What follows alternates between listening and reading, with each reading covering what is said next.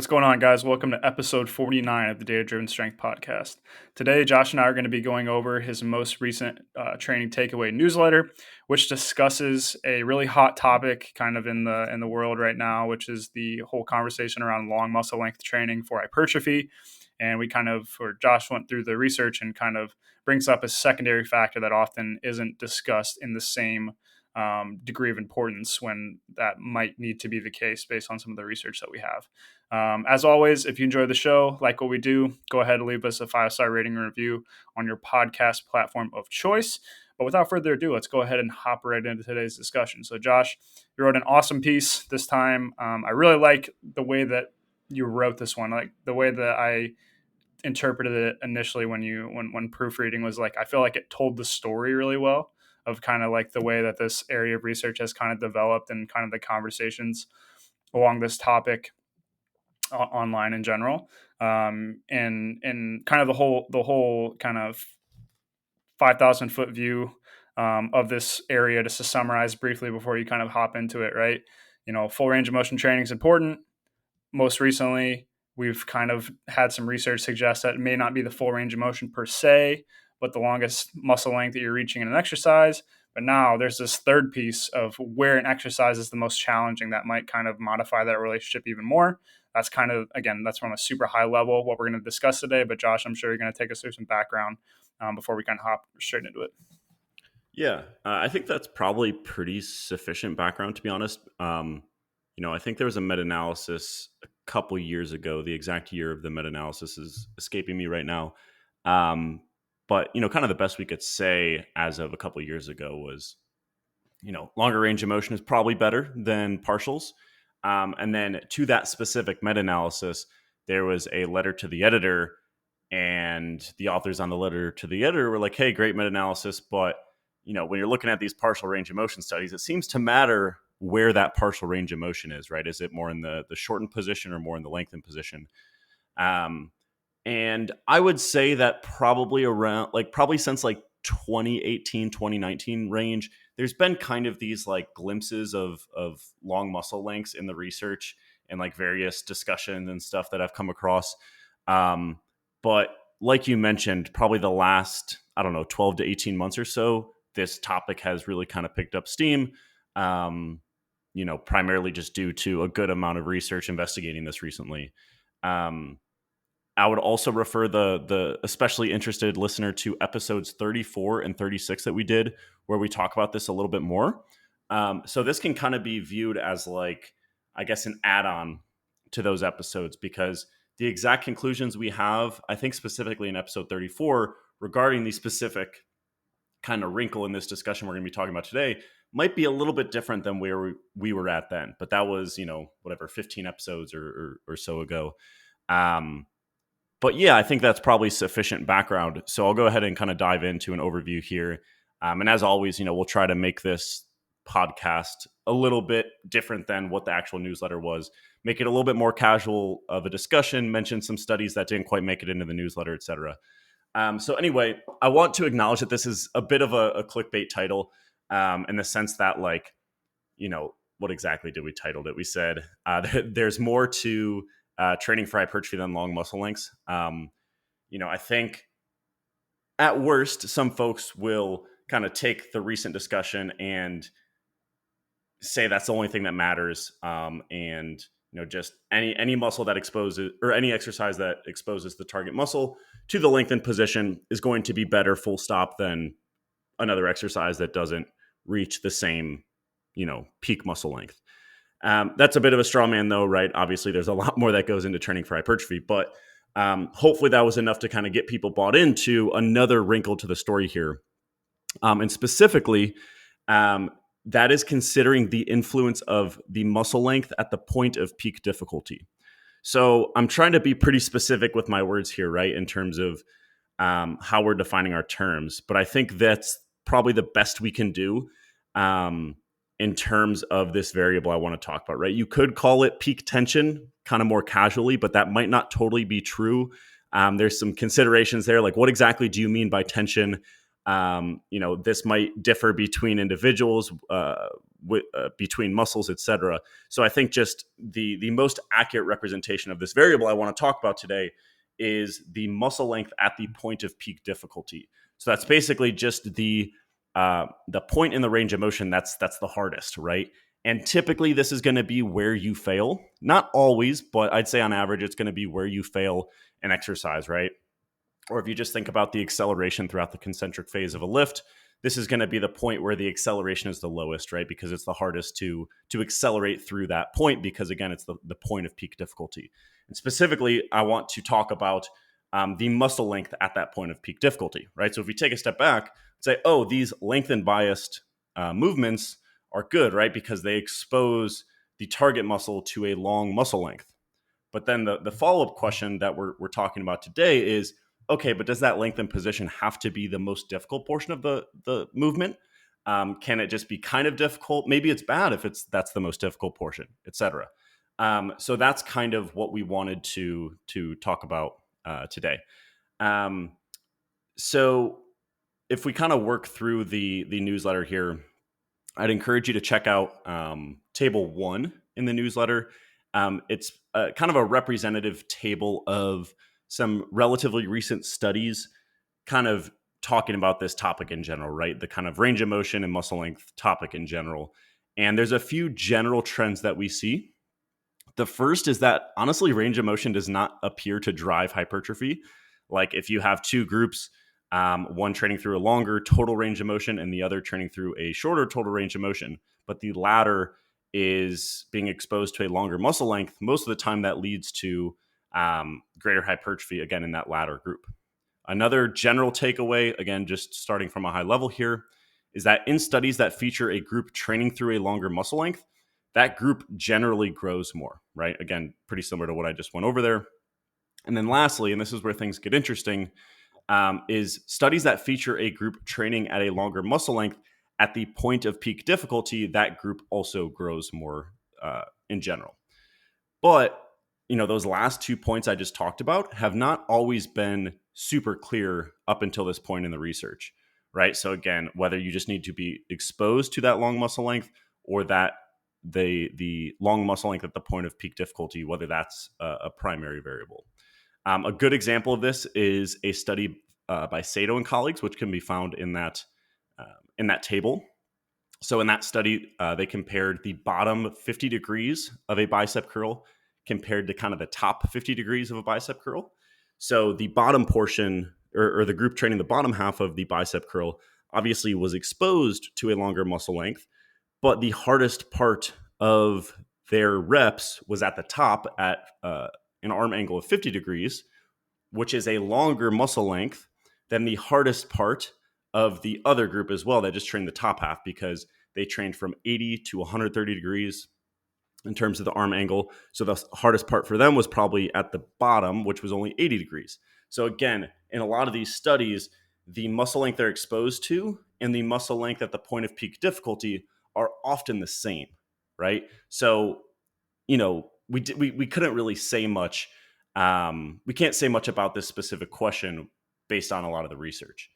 There is one exception, though, and this study has been around for a few years now, and that's a study by Nunez and colleagues. And they had a really, really cool design, and one that was novel for a while. And that is basically comparing barbell preacher curls to cable preacher curls. So a barbell preacher curl is typically going to be hardest near the bottom when the muscle's in a more stretched position, whereas the cable preacher curl is typically going to be hardest closer to the top, so in a more shortened position for the bicep. So again, this study is awesome because you have the same muscle lengths that they're exposed to, right? The range of motion, the reps look very similar, but the point at which it's most difficult is different between the two groups. So awesome study design. And they did not find any between group differences. I believe it was plus 7% on average of growth in the group training the cable preacher curls, and plus 8% on average growth for the group training the barbell preacher curls. So this was kind of the only study we had specifically isolating our variable of the muscle length at the point of peak difficulty. And I think a lot of people just kind of said, okay, that's all we have, and it shows no difference. So it doesn't seem like that's a primary variable up until this point. And I was one of them as well. And again, I think that's for good reason. However, there's a couple other studies I want to talk about. Um, and before I get into those, I think it's important to talk about the specific measurement that was used in that Nunez study. So, in the Nunez study, they looked at, I believe it was muscle thickness, but either way, it was 50% of the way down the upper arm. So, at the midpoint of the upper arm, which is a very common site to measure the biceps. And that's not good or bad, it just is what it is. And that's important to consider because a lot of other studies will look at multiple sites on the muscle. So, for example, the next study I want to talk about is a study from Pedrosa and colleagues. So, this one has been out for a little bit now. And I always kind of tucked it in the back of my mind for this specific concept. But again, I thought and I still think the Nunez study is probably our best look at this topic. But again, I want to talk about this Pedrosa study and then talk about a more recent study and hopefully paint a pretty comprehensive picture here of these three studies that I think are the most relevant. So in the Pedrosa study, there were a lot of groups, but I just want to zoom in on two of them. So one group trained the bottom part of the leg extension, so the bottom 35 degrees of the range of motion, and another group trained the full range of motion. So that bottom 35 degrees of the range of motion plus an additional 35 degrees above that, right? And obviously, we don't see as tightly controlled of a study here in terms of the question we're talking about compared to the Nunez study. However, this study is interesting because based on the discussion, at least of the paper, the group training just the bottom portion of the leg extension trained with heavier loads.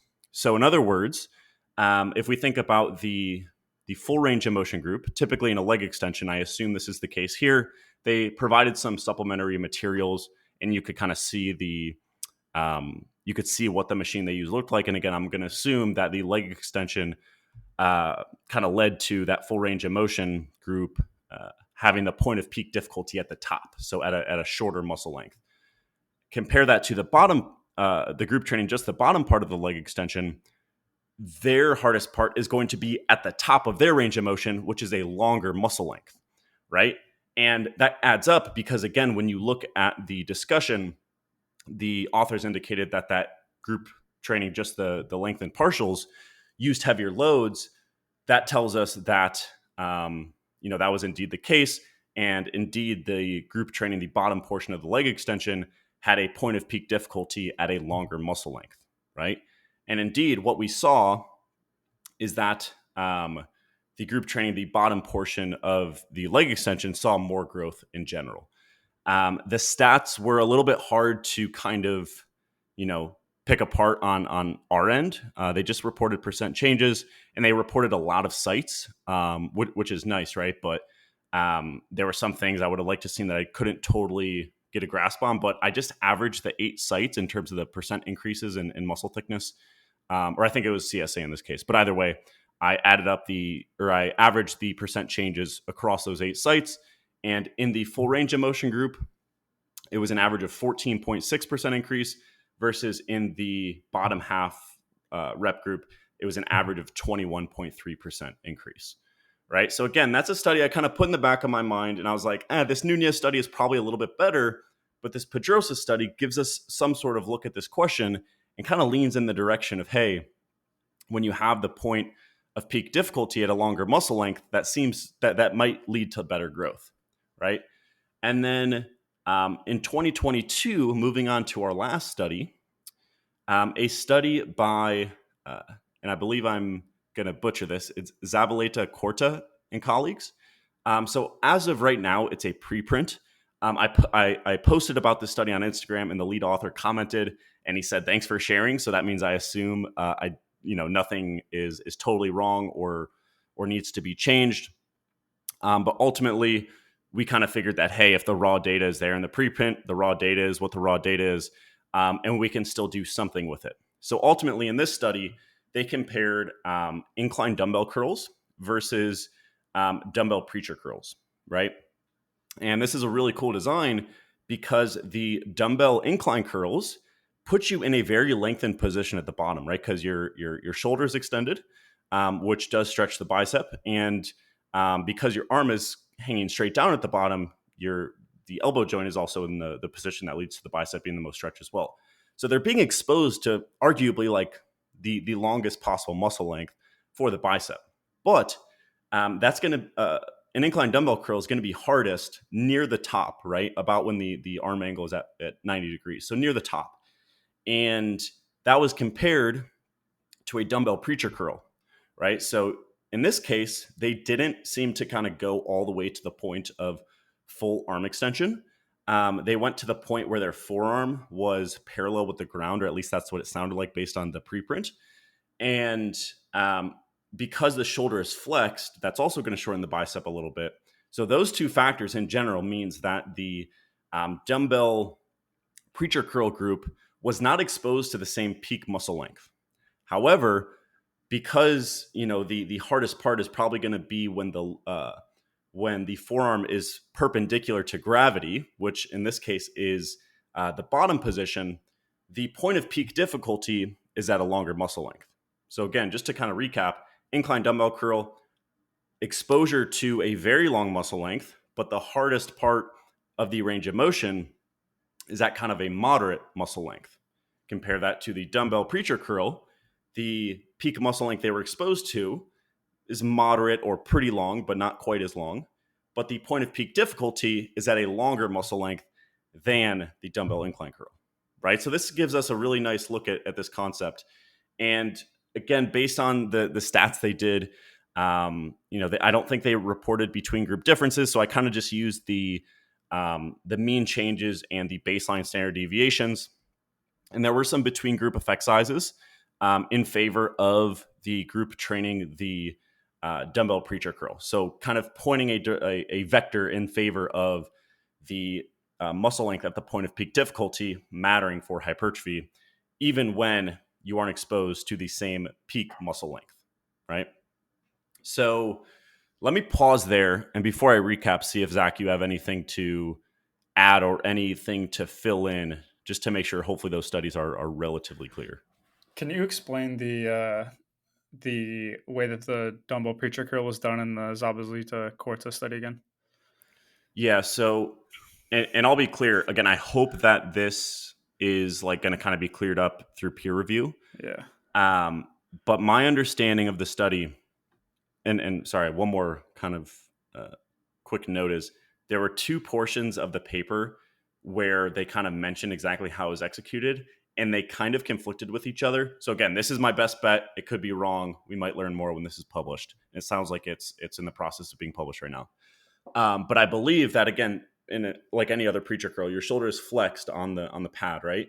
And instead of fully extending the elbow at the bottom, they basically just went to the point where the forearm is parallel with the floor. So for the folks just listening, as like 95% of our audience does, Zach is kind of playing around with that. But as you can tell, because the shoulder is flexed and because the arm isn't fully extended, they're not going to a fully extended arm position. So the peak muscle length isn't quite as long as the incline curl.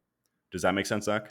Yeah, I'm just thinking like, so the one thing I think is important to state is that the incline curl group is still it's still like a moderate muscle length when it's most challenging in those repetitions. Like it's not a super short shoulder, or it's not like a super short muscle length that you could get if you were doing like a cable curl or something like that, where you're really like spider curl is this thing that comes to mind for me Which immediately. makes the findings even more interesting. Right, and then Um, but now I'm thinking, because I didn't guess I didn't realize the preacher curl group didn't go all the way down.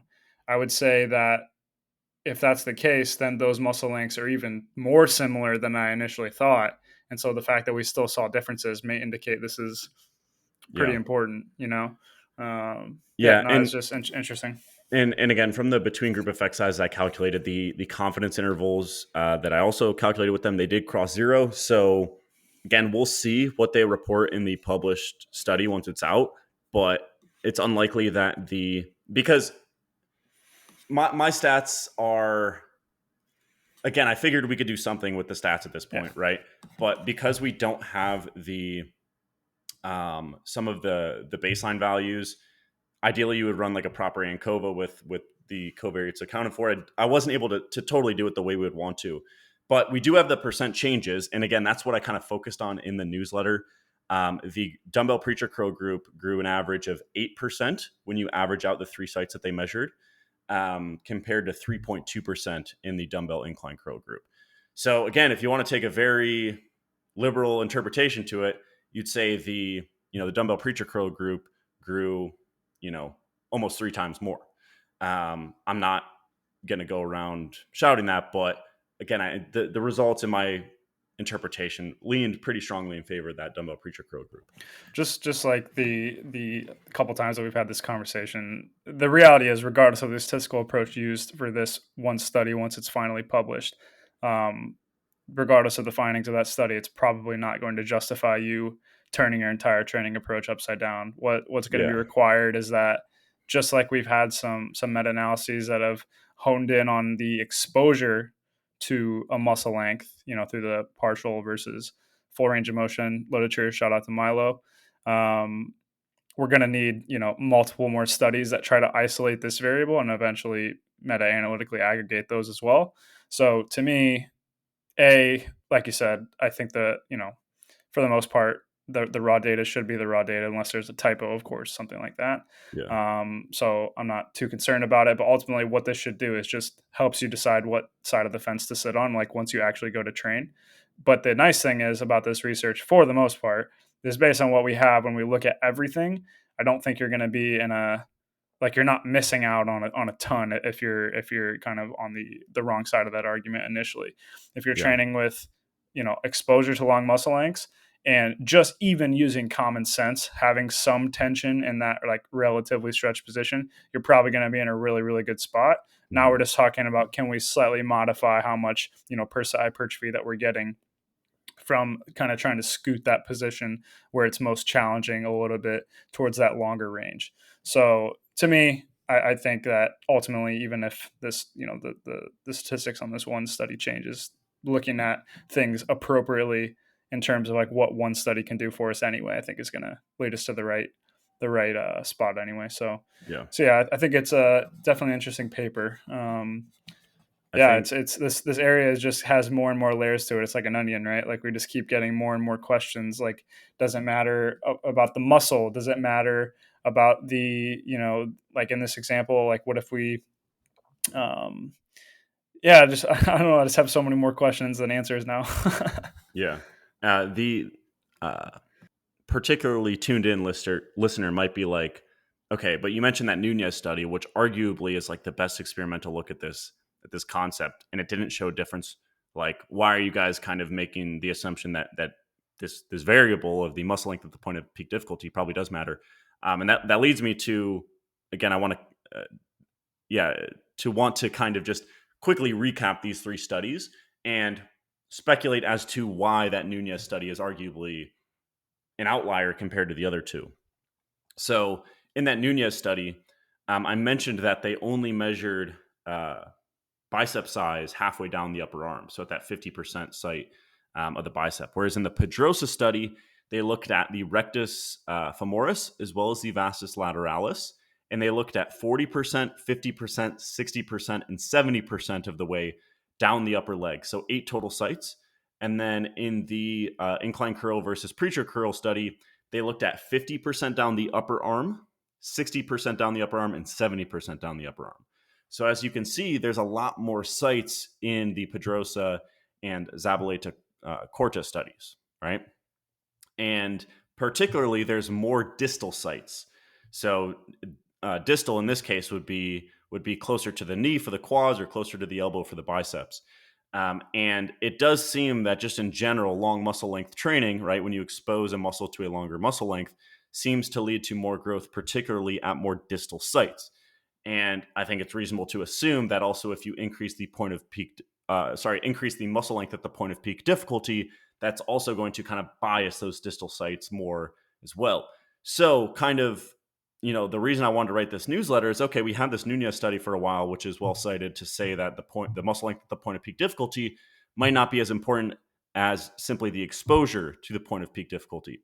However, we can't make assumptions about what went on in those subjects in the Nunez study at the more distal sites or even the more proximal sites, right? Who knows?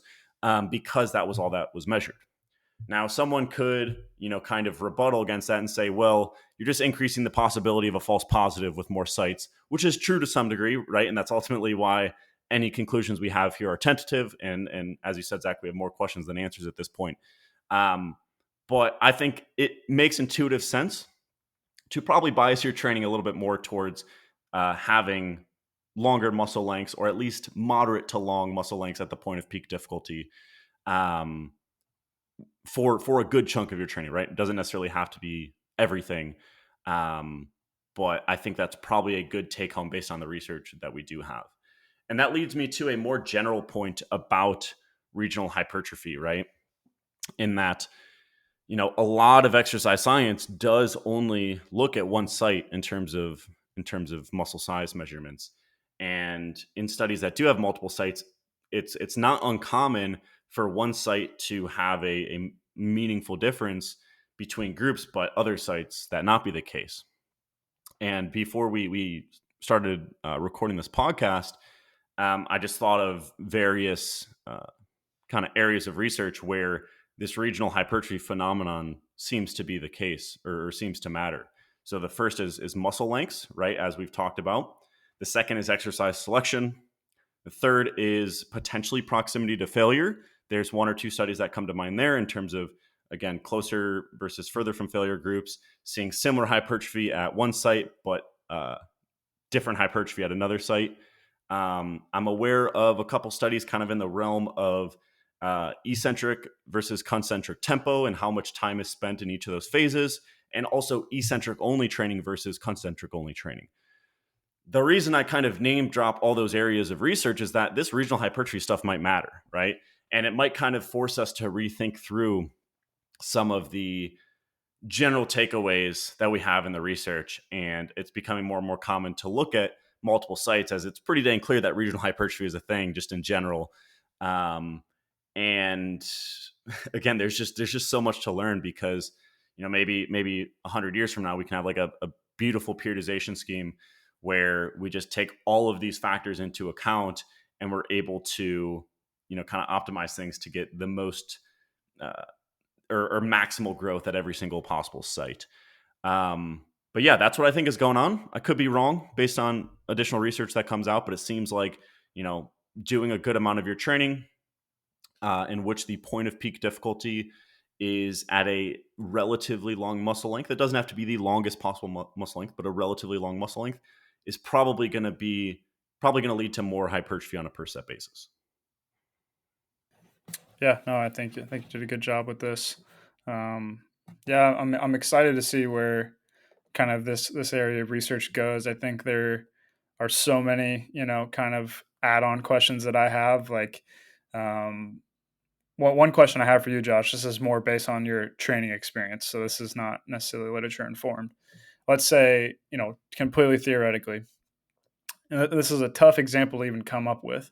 But let's say we have one exercise that exposes you to like a pretty short muscle length, but for in that respective range of motion, it's the most challenging at the bottom, versus an exercise that exposes you to a very long muscle length, but it's the most challenging at the top of its range of motion. Which of those two do you think comes out on top?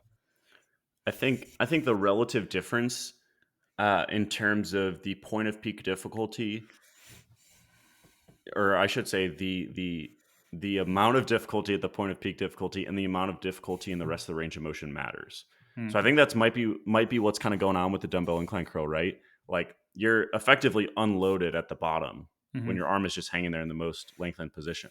Same idea with the dumbbell lateral raise, right? At the most lengthened position when your arms are straight down, it's unloaded. So to answer your question, I would say again, it just depends on what those specific exercises are, and as long as there is a good amount of tension in the lengthened position or a relatively lengthened position, I think that's going to maximize hypertrophy. Um, but if in your example, the group that's exposed to a super long muscle length, but the top is the hardest, um, they still might grow more if the bottom still has a decent amount of tension. That would be Mhm. my bet, or sorry, not tension, but Yeah, difficulty. yeah, yeah. That would be my guess, and hopefully this podcast can serve as idea fuel for lifters and coaches to kind of think through these multiple variables that might matter. The challenging thing to this too is it just gets even more complicated when you start thinking about like biarticular versus monoarticular sites. I think that's also just a practical thing to consider. Like for the biceps, like you have most of the sites or the one head that doesn't cross the shoulder, to which the incline curl example doesn't really influence it, but the other one does. So it's just yeah, there's just a lot of things. And then finally, the other thing that I just think is absolutely crucial with this is like I still think that while looking at this first in kind of like an either or fashion is obviously how you kind of kick off the area of research. The mixed modal approaches are the ones that I find the most interesting, of like, including some exercises that are exposing and relatively challenging at a long muscle length versus some that expose you and are relatively challenging in like the shortest muscle length versus a condition that only does long muscle length training. I think that kind of would pair well with what people actually do in practice, and like bodybuilders for a very long time. So I do wonder, especially if we adequately measure both proximal and distal sites, if there would be some interesting findings there. The variable resistance or the variable range of motion group in the Pedrosa study is the one that comes to mind. I can't exactly recall the hypertrophy findings there, but I think if I recall correctly, they had slightly better proximal growth than just the long muscle length training group, but I can't remember. Um, Yeah, I'd have to look closer because I didn't really isolate those two. yeah. But I would say, like, if you had to choose one group from that study, if I recall correctly, it'd be the group that trained the bottom portion, Mhm. like just the bottom portion for some sets, and just the top portion for some sets. Um, and yeah, I'd say in practice that probably makes the most sense just conceptually. Yeah. Um, Right. you know, the more the more we kind of learn about this stuff, the more I think of like you think of when you're programming, okay, how many sets of biceps am I doing? But I'm almost starting to think of it as like how many sets of biceps that are overloaded in this muscle length versus this muscle length are we doing, right? I think there's some factors there that allow you to get more total volume done, right? Like after you do 4 sets of a dumbbell preacher curl where it's pretty dang hard in that lengthened position, and then you do like a cable curl where you kind of have it rigged up so that it's hard at the top. It's those sets start to feel productive again once you kind of switch exercises. Mhm. Um, Same idea with just like placement throughout the week, right? If you're training biceps 4 times a week, maybe that means you're going to have to train biceps on back to back days. Maybe you do a shortened bias on one day and then kind of a lengthened bias on another day. Um, Anecdotally, that seems to lead to less kind of fatigue overlap between those 2 days. So I'm definitely not saying to not do any kind of like short and overloaded work or shortened partials because I think they definitely have their place, but it probably shouldn't be the bulk of your training. And I would have to imagine that a mixed approach would be best for maximizing hypertrophy of all sites. Right? You can almost think of like each site of the muscle as having an inverted U relationship with training volume and hypertrophy. Right? So if you do a bunch of short or sorry, lengthen overloaded movements, maybe the middle and the distal portions of the muscle kind of get to their peak of the inverted U, right? If you do more work, you're not really going to get much more out of it. But then you do some short and overloaded stuff. Okay, maybe those proximal regions get a little bit more love, and they're still kind of climbing up that inverted U, and they're benefiting from the additional sets. So you can almost think of again, instead of just thinking about biceps in general, you think about like the portion of the the range of motion or the muscle length that's overloaded, and subsequently uh, the region of the muscle that's most challenged as having its own kind of inverted U relationship, and thus a mixed approach is probably going to be best. The thing I'm just thinking of now, and you know this area of research better than I do. I've been a long time since I've looked at this, but if I recall correctly, the multi-joint versus multi-joint plus single joint studies kind of say that single joint exercises may not be totally needed to maximize hypertrophy. I very well could be wrong about that, but ultimately, We'd have to get an assist from Jake on that one. yeah, it's been a while. Let's just theoretically say that is the case. I don't know if it is, like I said, but it makes it hard to square the circle of like it doesn't really matter if I do rows and bicep curls, but it does matter if I try to isolate the certain part of the range of motion doing a bicep curl to grow Yeah, one. So you know that's what I mean? It's kind of a weird yeah. uh, kind of concept to balance there. I honestly don't know if that's the case. But what sites are they measuring in those studies? You know, No, for sure. It's a great point. Like there's different things they can. So the last question you have on here that I find interesting is the question about providing kind of maximal resistance throughout the entire range of motion. Once again, to my knowledge, do not know this area of research very well, but there are quite a few studies that try to do that with like different pulley systems or what have you. um, what do you think about that? Is it the same kind of situation here? If we're not measuring regional sites, the studies are kind of limited in what we can conclude, etc. Is some sort of like accommodating resistance like that the way to go for hypertrophy? I'm not aware of a ton of research on that, unless you're thinking of an area that that's not really coming to mind. There's like it's like some weird like variable resistant things that people have like rigged up that are like kind of trying to match the strength and resistance curve. Now that might not be Is that exactly like what you're relevant to saying. flywheel training, maybe? No, it's different than that, but kind of ish.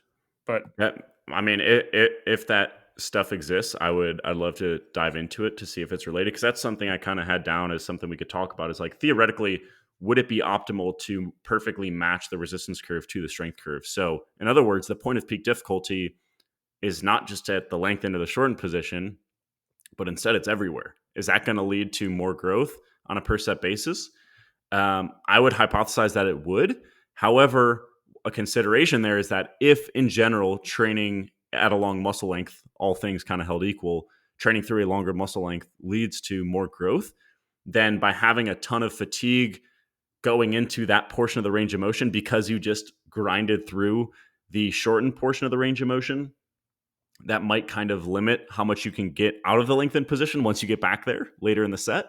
But from a high level, I think that would make a decent amount of sense. Would that actually play out in practice? I'm not totally sure. Um, and there's probably a point where it's like it doesn't have to be perfectly matched in terms of the resistance and the strength curve, but as long as there's a decent amount of tension throughout the entire range of motion, I have to believe that would be better than completely unloading some portions of the range of motion. What do you think, Zach? yes, I tend to agree. Here's one paper I found.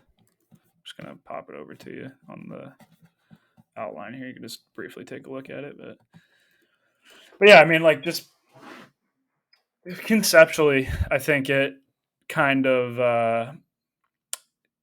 it seems like it would be the case. Just kind of thinking about it from like a training experience perspective of like if you could provide a maximal stimulus throughout the entire range of motion, that's probably going to be more productive at you know uniform growth. The question would be, and I've heard this argument kind of propagated. I'm not sure if I totally agree with it, but I can at least see where people are coming from in the sense that if training at long muscle lengths is indeed or training at long muscle lengths and also where it's like the most challenging there is like substantially more hypertrophic, then you're kind of quote unquote wasting fatigue on the part of the range of motion that's considerably less productive. And so maybe the fact that the strength curve drops off in that position is actually a benefit in a weird way.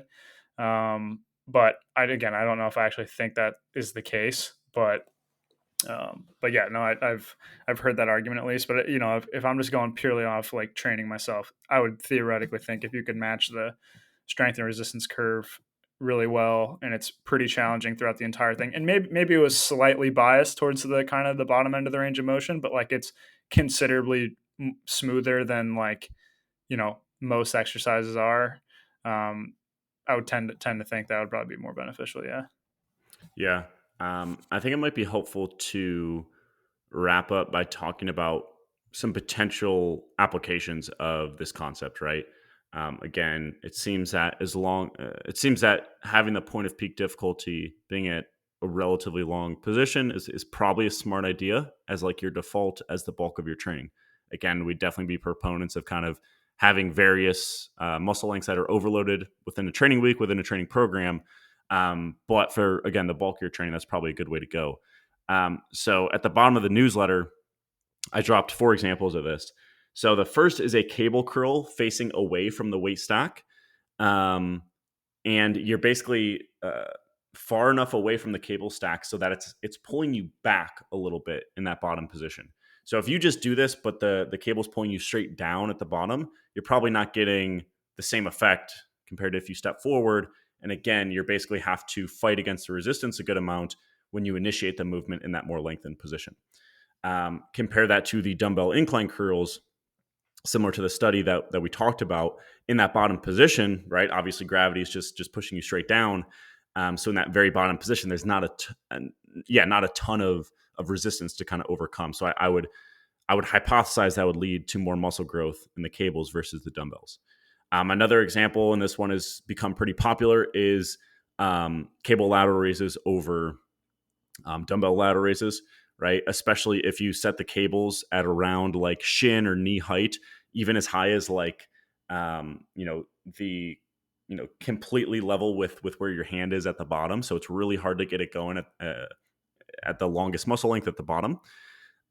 Quick anecdote here for me, when I kind of switched over from doing like 15 sets a week of dumbbell lateral raises to like 6 to 10 sets a week of cable lateral raises, I saw probably the most noticeable lateral delt growth I've seen in my training career. So take that for what it's worth.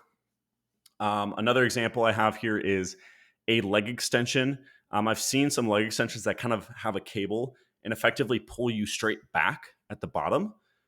So again, that bottom position, that more lengthened position, is more difficult. Compare that to just kind of some standard plate loaded leg extensions where it's really easy to get going at the bottom. It's effectively unloaded, and then at the top, it's really hard. It's really hard to lock out. Again, I'd hypothesize that leg extension with the cable pulling you back at the bottom would lead to more muscle growth. The last example is a little bit more vague. It's like, say you have 2 leg curls in your gym, right? And they both expose you to the same peak muscle length, but one of them is harder near the bottom or harder near the more stretched position. I would hypothesize that one would be more effective. Now, for me personally, I've gone against that advice because I just cannot recover from like even 2 moderately difficult sets of that. My hamstrings would just be sore for like 9 days. So for me, I kind of overload the more shortened position for a leg curl just because my hamstrings just get so sore from that. But most of the time, that's not the case. So if you can swing it, kind of place the peak tension at that longer muscle length. Do those check out to you? Yeah, 100%. Just contrasting our experiences once again. I've been doing 2 to 3 sets to absolute momentary failure plus partials on the same leg extension or leg curl machine, and I'm good the next day. Yeah, I know.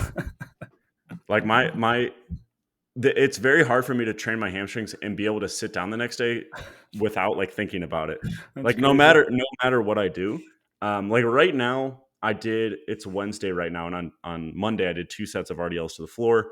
And my hamstrings are still sort of a touch, and it's pretty early in the block, so those are at like 3 RER, and they're sort of the touch. So it's these are all considerations. I think that's important to bring up. Like, I have some folks doing bench with bands right now because I want them to bench a 4th time in the week, but their pecs or shoulders just can't tolerate it.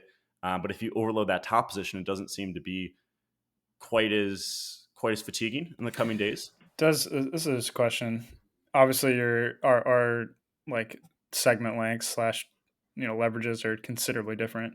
Um, do you think that is what underlies the kind of difference in fatigue from a given exercise, or do you think it's like something else, like biochemical or something like that? Obviously, it's probably a combination of both, but if you had to pick a predominant factor there, what do you think?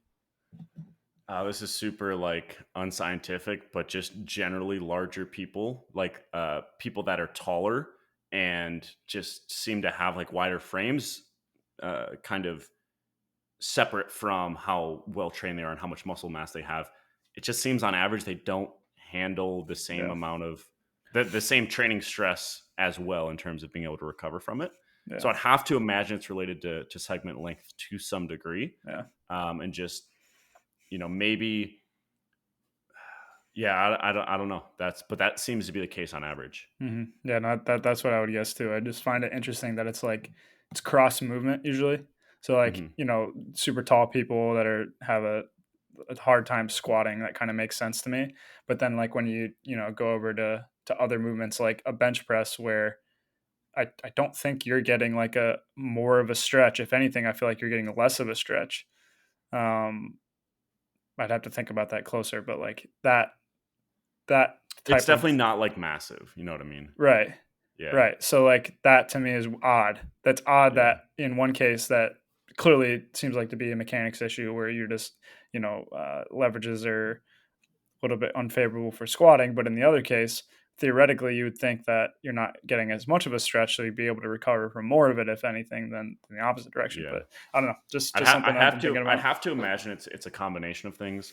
And we didn't even get into the potential mechanisms for why exposure and peak difficulty to longer muscle length might like the potential mechanisms for why that seems to be better for hypertrophy. We didn't even get into that at all here. Hmm. And I'm glad we didn't because it's we just don't know, right? Yeah, not at And all. it's probably more than one factor, similar to what you just brought up here. And ultimately, like all this stuff is cool and all, but I think you should still like we like to talk about is just follow what the individual seems to respond best to and tolerates the best. Because all this stuff kind of goes out the window once you have better information on that front. But this can inform your starting points, things to experiment, etc. Cool. Cool. Anything else to add in here? Nope, that's it. All right, sweet. Thank you guys for tuning in. If you're not already subscribed to the newsletter, make sure you do so. We'll link that down in the description of this podcast. Uh, yeah, we appreciate you tuning in. If you want to support what we do, like Zach said, you can leave a rating and review on Spotify and or Apple Music, and you can check out some of the stuff we offer in the description as well. All right, guys, we will see you for episode 50 in a couple weeks. Take care.